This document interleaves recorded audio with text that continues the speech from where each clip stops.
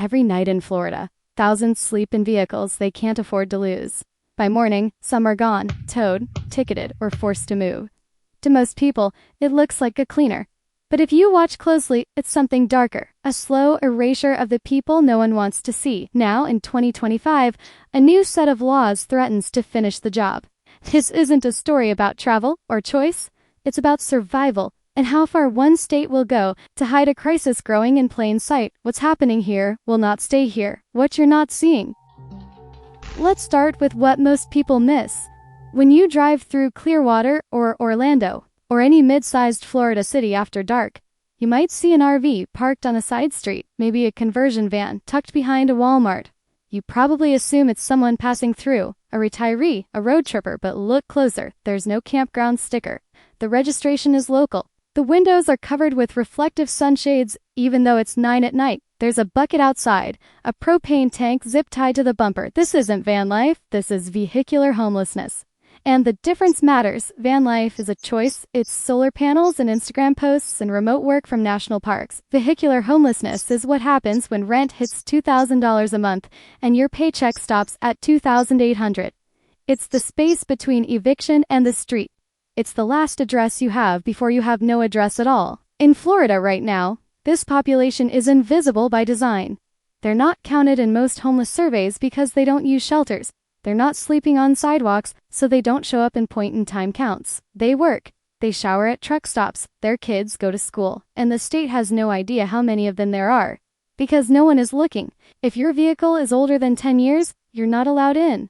And that's the silent killer, because the average person living in an RV in Florida is driving something from 2008. They can't afford new. They can't get into parks. And they can't stay on the street. So where do they go? Nowhere legal. That's the setup. Now, let's talk about what happens next. The first crack. When rent becomes impossible. Here's how it starts. You're working full-time. Maybe you're a line cook in Fort Myers or a housekeeper in Miami Beach. You've been renting the same one-bedroom apartment for 3 years.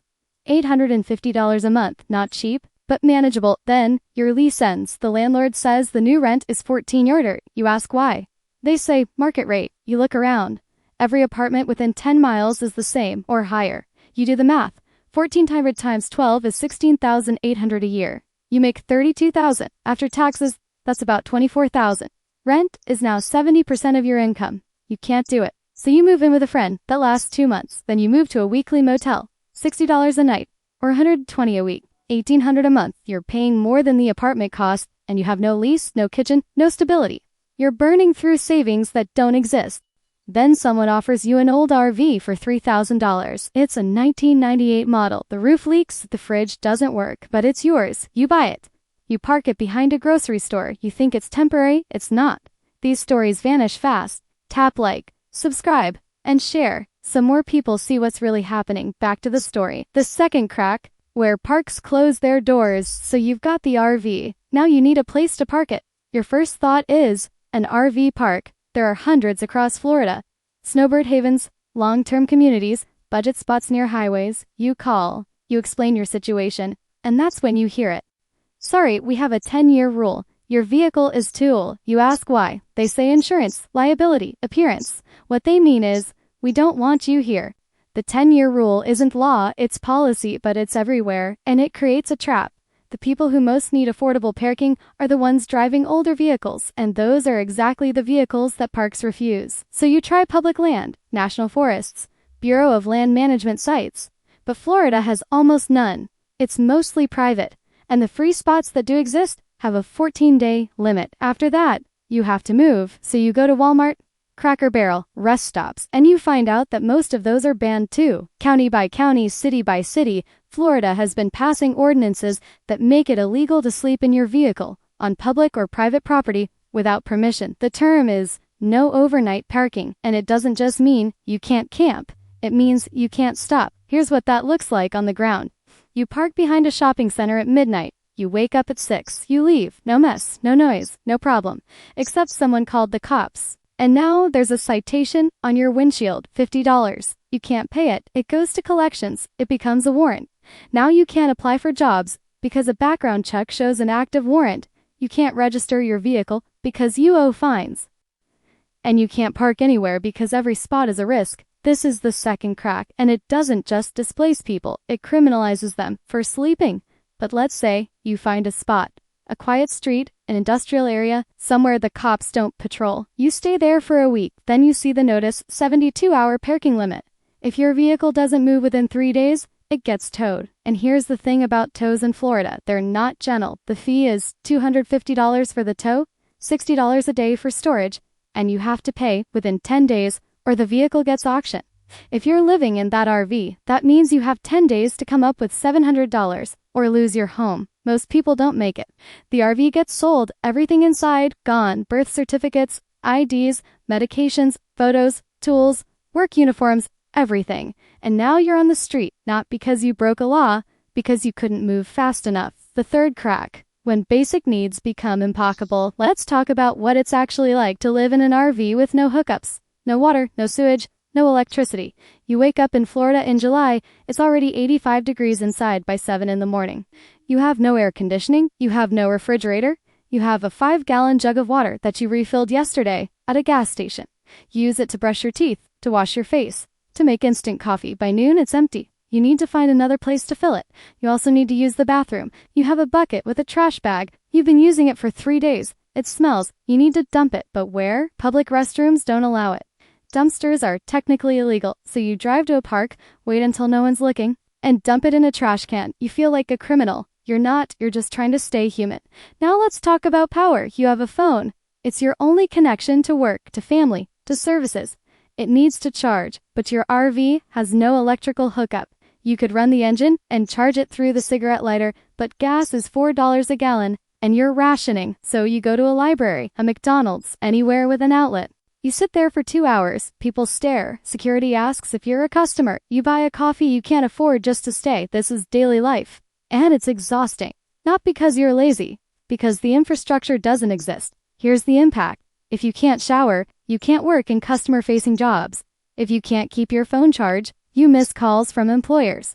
If you can't receive mail, you can't get an ID. And if you can't get an ID, you can't get housing. You're stuck in a loop, and every day, you're burning energy just to survive. That energy could go toward job searching, saving, healing.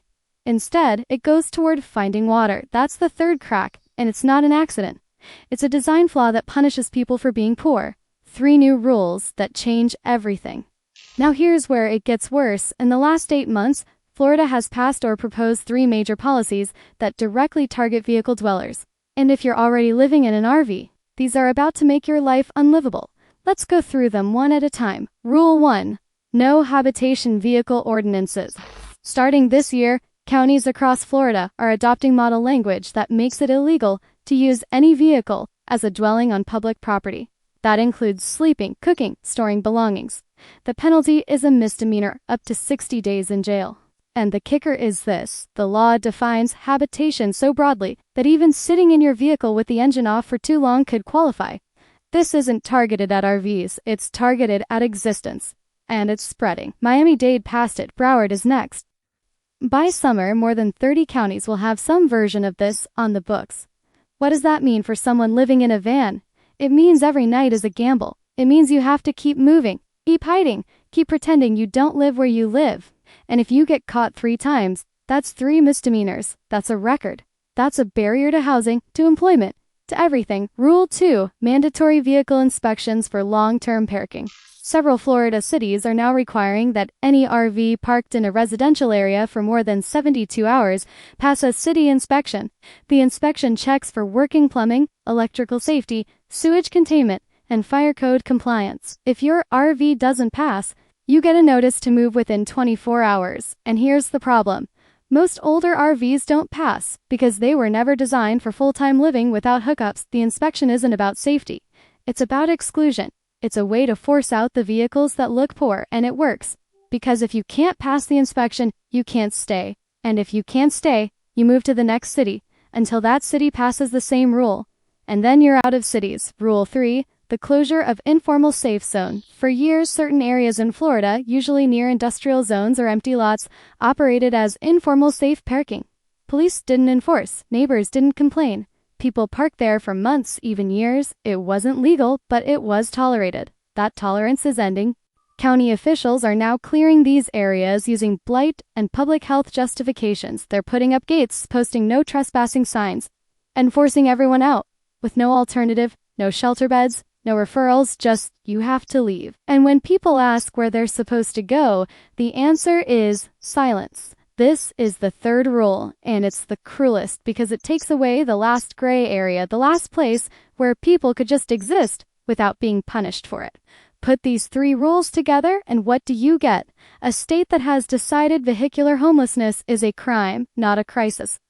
A state that would rather arrest people than house them, and a state that is about to push thousands of families, seniors, and workers into the streets, not because there's no solution, but because no one wants to pay for it. The human cost.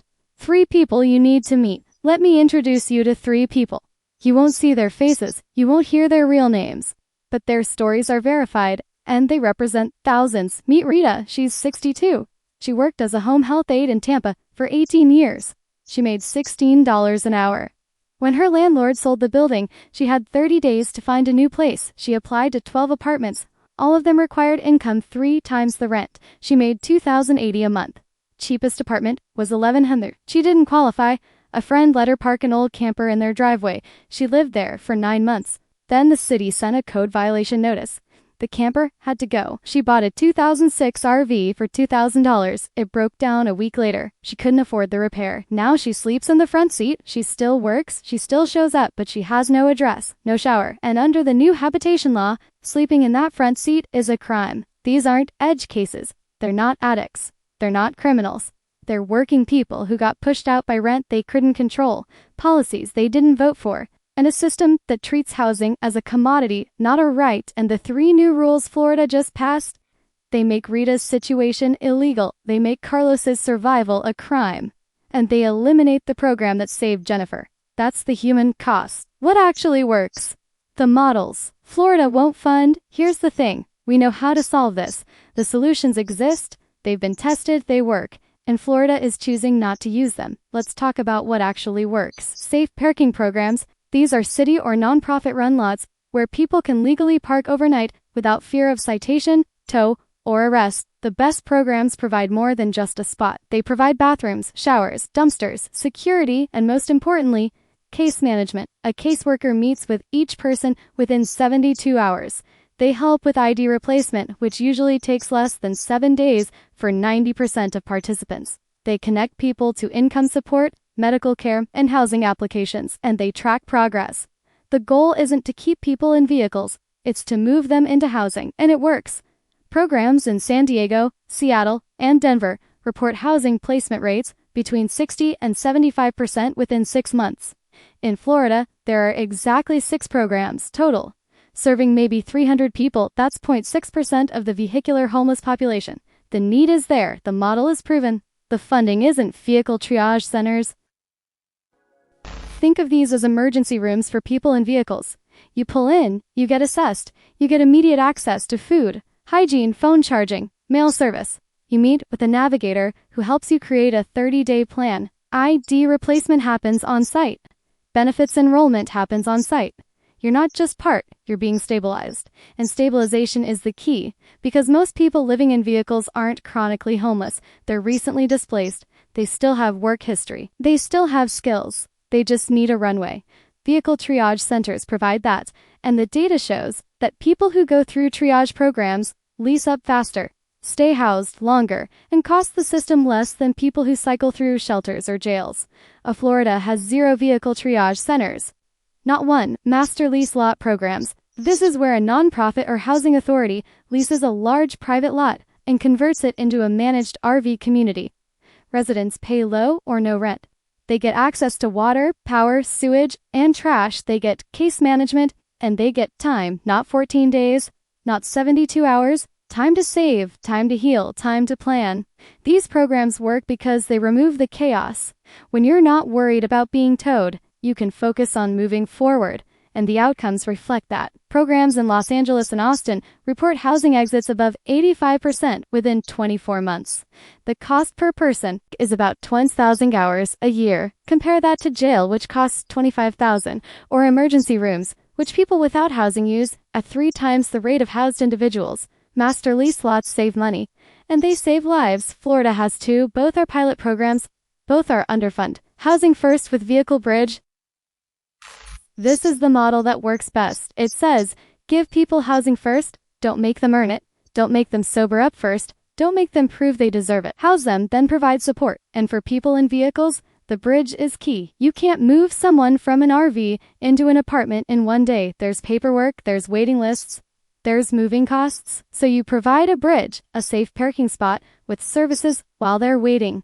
And you fast-track the process. Intake within 72 hours. ID within 30 days. Lease up within 30 days of approval, and you keep caseloads small, no more than 25 people per caseworker. When you do that, retention rates stay above 85%. At 24 months, people stay housed. Because you didn't just give them an apartment, you gave them stability. Florida funds almost none of this. The state's Housing First budget is a fraction of what's needed, and vehicular homelessness isn't even included in most funding formulas.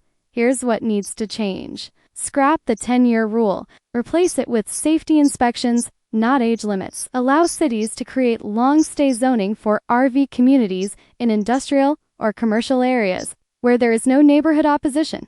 Upgrade infrastructure in those zones: water, sewage, power, trash. Fund vehicle triage centers in every county with more than 500 unsheltered people. Create a statewide safe parking network with case management built in, and change the federal definition of homelessness to include people living in vehicles so they can access the same funding as shelter-based programs. All of this is doable. None of it is happening. If this opened your eyes, like, subscribe, and leave a comment about what's happening where you live, because next we head to California, where the line between housing and survival has all but disappeared.